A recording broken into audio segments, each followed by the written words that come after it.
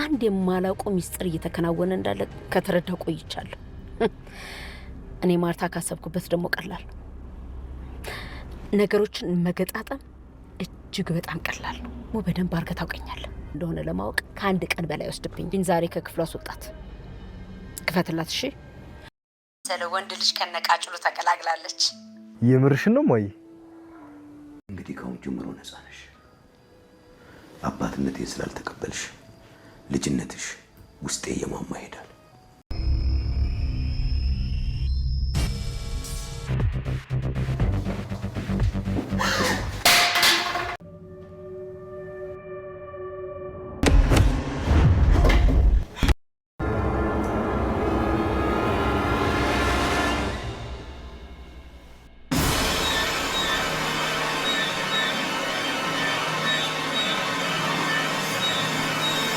እጅግ የሚገርምና እጅግ የሚደንቅ ነገር ተፈጠረ። በስተመጨረሻም ወይዘሮ ማርታ ቤቴ ውስጥ አንድ የማላቀው ነገር እየተካሄደ እንደሆነ ካወኩ ቆይቻለሁ። ግን ጉዳዩ ቀስ እያለ ግልጽ ይሆንልኛል። አንተም ያስጨነቀህን፣ የከበደህን፣ ደስታህን ያራቀህን፣ ሰላምህን የነሳህን ሚስጥር ትነግረኛለህ ብዬ ነበር ደሪያን። አንተ ግን በውስጥ ቀብረህ ይዘዋል።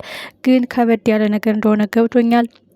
ቤቴን ትዳሬን ልጆችን እያሰብኩ ነው እንጂ እኔ ነገሮችን ከመመልከት ከጀመርኩ ቆይቻለሁ ስትል በማስጠንቀቅ ለጋሽ ደረጀ ነግረዋለች። ወይዘሮ ሰላም እንግዲህ የዳጣ እናት ናት የሚለውን ነገር ባላምንበትም አብጌል ያለ ምክንያት ይሄን ያህል ሞኝ አይደለችም። እንደዚህ ነው ብላ ልትነግረኝ አትችልም። የምታውቀው ሌላ ሚስጥር አለ። በእርግጠኝነት እኔ እዚህ ቤት የሚካሄደውን ነገር ጉዳይ ብዬ ከያዝኩት አንድ ቀን እንደማላሳድረውና ሚስጥሩን ቶሎ እንደምደርሰው ቶሎ እንደምፈታው እርግጠኛ ነህ። ደግሞ አንተ ታውቀኛለህ። የያዝኩትን ሳልጨርስ የነከስኩትን ሳላደማ እንደማለቅ ስትል ለጋሽ ደረጀ እርግጠኛ ሆና ነገረችው። ጋሽ ደረጀም ስለወለደች ሳይሆን ስለወደደች አንድ የጻፈችው ደብዳቤ እንደ ልጄ ነው ማይሽ፣ በሰላም ከተገላገልኩም መተሽ ታይኛለሽ የሚል ብዙ ነገር ታሪክ ፈጥረው እያወሯት ነገር አልተዋጠላትም ወይዘሮ ማርታ። በስተመጨረሻም ወይዘሮ ማርታ ይሄ ጉዳይ ምንድነው ብላ ለሰላምዬ ልትነግራት ስትል እንግዲህ ወይዘሮ ሰላም ቀድማ ጉዳዩን ስለምታውቅ ምጤ መጣ በማለት ስልኩን ትዘጋለች። ሰላም የተከበራችሁና የተወደዳችሁ ውድ ቤተሰቦች፣ እጅግ አጓጊና ልብ አንጠልጣይ የሆነው ተወዳጁ ዳጣ ዛሬም አጓጊና ልብ አንጠልጣይነቱን ቀጥሏል። አቢጌል በስተመጨረሻ ነጻ ሆነሻል። ግን እኔ አባትሽ አዝኜብሻለሁ። አንዳንድ ጊዜ በህይወታችን አባት ያለቀሰበት አባት ያዘነበት መንገዱ አይቀናውም ወይም ነገሮች አይሳኩለትም ይባላል እና አንዳንድ ጊዜ ቃሉ ጠብ ሳይል የአቢጌልን ክፋት አያችሁት አይደለም? ምክንያቱም አቢጌል ካሁን በኋላ ይሄ ልጅ ሞተ ቢባል እንኳን በእርግጥ ሊሰርቁ አይደለም የገቡ አርዱን እስከዛሬ ገፍታኛለች እኔ እያፈቀርኳት፣ እሷ ግን ሌላ ሰው እንዲያፈቅራት መስተፋቅር አሰራልኝ እያለች ጉልበቴን ስትጠቀምበት ነበረ። ልቤን ስታደማው ነበረ። ግን ጨካኙን አርዱን ታገኘዋለች በማለት እንግዲህ ወደ ነጋሽ ደረጀ ቤት የገባው አርዱን በስተመጨረሻ ግን ጓደኛው ከባድ ጉዳት ደርሶበታል። ይህ ጉዳይ እንዴት ተፈጠረ?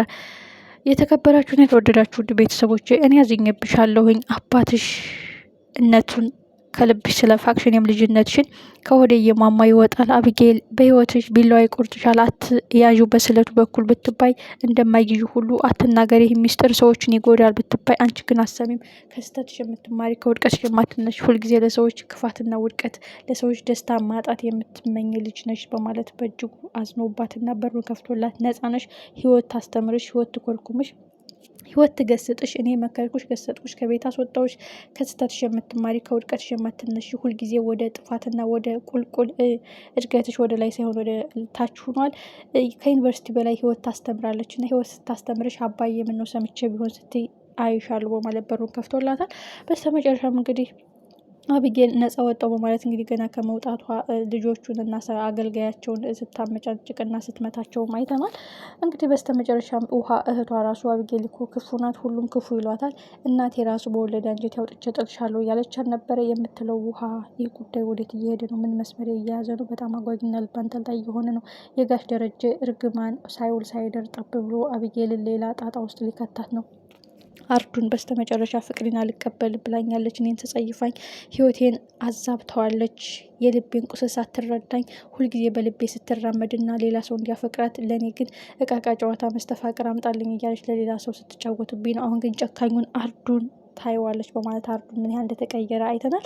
ግን አርዱን እዚህ ጋር ደስ ያላችሁ ሰዎች እስኪ ምክንያቱም አርዱን አቢጌልን የሆነ ሊያስፈራራና ሊጎዳ ነው የገባው። በእርግጥ ጨክኖ አይጎዳትም ግን ጓደኛው ግን መስረቅ አለብን እያሉ በየክፍሉ ሲገቡ አንድ ዕቃ እንዳታነሳ እያለ እንደዛ ሲከታተለው ምንኛችሁ ስንቶቻችሁ ናቸው የገረማችሁ? ምክንያቱም አርዱን አንደኛ አቢጌል ልቧን ማድማት መበቀል ነው የሚፈልገው። ስለዚህ አቢጌል የአባቷ እርግማን ጠብ ሳይውል ሳያድር ካሁኑ እጇ እየመጣ ነው ማለት ነው። እንግዲህ ወይዘሮ ማርታና ጋሽ ደረጀም ይሄ ነው ብሎ እንግዲህ ያስረዳት ነገር ባይዋጥላትም በጊዜ ሂደት እውነት ላይ እደርስበታለሁ ብላለች። በስተመጨረሻም እንግዲህ ወይዘሮ ሰላም ወንድ ልጅ ከነቃጭሉ ተገላግላለች ስትለው ለናታን ነግረዋል። ናታንም እጅጉን ደስ ብሎታል። ስለዚህ የተፈራው ሆነ። አቶ ደረጀ ወንድ ልጅ ይፈልጉ ነበር፣ እሱም ሰላም ወንድ ልጅ በመውለዷ ደስ ብሏታል። ግን ትልቁ ጉዳይ የዳጣ ብቻ ሳይሆን የሰላም የልጁ አባት ማን የሚለው ቃል እንደገባችው መሰረት ልጁ አባት ማን የሚለው ወይዘሮ ማርታ መጠየቋ የማይቀር ጉዳይ ነው። እቤት የተቋጠረው ቋጥሮ ጋሽ ደረጀን ሰላሙን የነሳውን ደስታውን ያራቀውን ሰላማቸውን ያደፈረሰውን ሚስጥሩን ሳላውቅ እውነቱን ሳልፈታ አልቀመጥም በማለት ካሁን በኋላ ትኩረት ታደርጋለች ማለት ነው ወይዘሮ ማርታ። ግን ትልቁ ጉዳይ ናታን ወደ ቤት ሲገባ የአርዱን ጓደኛ ከአቢጌል ጋር ግብ ሲያያዝ የተፈጠረው ነገር ምንድን ነው? ህይወትና ሞት አለ። በህይወትና በሞት መሀል ውስጥ ነው ወይስ ምንድን ነው? አቢጌል ሁልጊዜ ከክፋትና ከተንኮል የማትርቀው አቢጌል እስከዛሬ የተጫወተችበት ጊዜውን ያቃጠለችበት እንደዛ የናቀችው አርዱን አሁን ዋጋ ሊያስከፍላት ቤቷ ድረስ ተተስ ብሎ መጥቶላታል። እሱን ጓደኛው ይችንማ በጩቤ ነው እንጂ በእትቱ አይደለም በማለት እንግዲህ ሄዶ መንቁርቷን ሲይዛት ውሃ ከኋላ መታ ስትመታው በጨረሻ ላይ እንግዲህ እጁ በአቢጌል እንዲወድቅ ሆኗል ማለት ነው። መጨረሻም የኪችን ካቢኔቱ ጠርዝ መቶታል። ናታን ፊት ለፊት እያየ ነው። በጣም ደንግጧል። ይህ ጉዳይ ወዴት እየሄደ ነው? የእውነት ይሄ ልጅ ይሞታል ወይስ ምን ይፈጠራል? ወይስ ናታን ሜቢ ኤቢ እንድትረጋጋና ኤቢ ልብ እንድትገዛ ከስተቷ እንድትማር በማድረግ ኤቢን ወደ አንድ ክፍል አስገብቶ ይህን ልጅ ወደ ሕክምና ቦታ ወስዶ ኤሚን ግድ የለም አርዱን ፍቅሩን ትረዳዋለች በማለት ነገሮችን አመቻችቶ ልጁ እንደሞተ ወይም ልጁ እንደተጎዳ በማድረግ ኤቢን ከስተቷ እንድትማርና ትምህርት እንድትወስድ መቅጫ መንገድ አጋጣሚ አግኝቶ ይሆን ወይስ እነጋሽ ደረጃ ላይ ሌላ ጣጣና ሌላ መዘዝ ይዞባት የሚመጣ አደገኛ ስራ ይሆን? ይህ ጉዳይ ወዴት እየሄደ ነው? በጣም አስጊና በጣም የሚያስፈራ ጉዳይ ነው። ምክንያቱም አርዱን ከኋላ አለ ጓደኛዬ ብሎ ሊመጣ ይችላልና በዚህ መሀልስ ምን ይፈጠራል? ናታን እጅጉን ደንግጧል። ምክንያቱም ይህ ሰው ማን ነው የሚለው ጥያቄ ነው። አቢጌል የአባቷ እርግማን ሳይውል ሳያድር እጇ ላይ ጥሏታል። ለዚህ ስራዋ ዋጋ የምከፍልበት እስከዛሬ አወኩ ቀደምኩኝ እያለች የምትፈጥነው አቢጌል አሁን ግን ለእያንዳንዱ ለምትናገራቸው መጥፎ ቃላቶች፣ ለእያንዳንዱ ለምትመከረው ለምትዘከረው ብዙ ጊዜ ታይ ተመለሺ፣ ስትወርቅ የሚያነሳሽ ቤተሰብሽ ነው፣ አትሂጂ ብሎ ወደማይሆን አቅጣጫ ስትሄጂ የሚገስጥሽ ቤተሰብሽ ነው፣ ከስተትሽ ተማሪ ብትባይ አትማሪም፣ ሁልጊዜ ከጥፋት ጎዳና የማጠፊው አቢጌል በማለት እንግዲህ በስተመጨረሻ ግን የማይሆን ሁኔታ ላይ ልትወድቅ ጫፍ ላይ ደርሳለች። ምን የሚፈጠር ይመስላችኋል? ልጁ የሚሞት ይመስላችኋል ወይስ ምን ይፈጠራል? ናታንስ እጅጉን ደንግጧል። ልጁን ምን ያደረገው ይሆን? ከሞተስ ምን ይፈጠራል? ጋሽ ደረጀ ጋር አንዱ ሲጨነቁ ሌላ መዘዝ፣ ሌላውን ሲፈቱት ሌላ ጣጣ እየመጣባቸው ነው። ቀጣይ ክፍል በጉጉት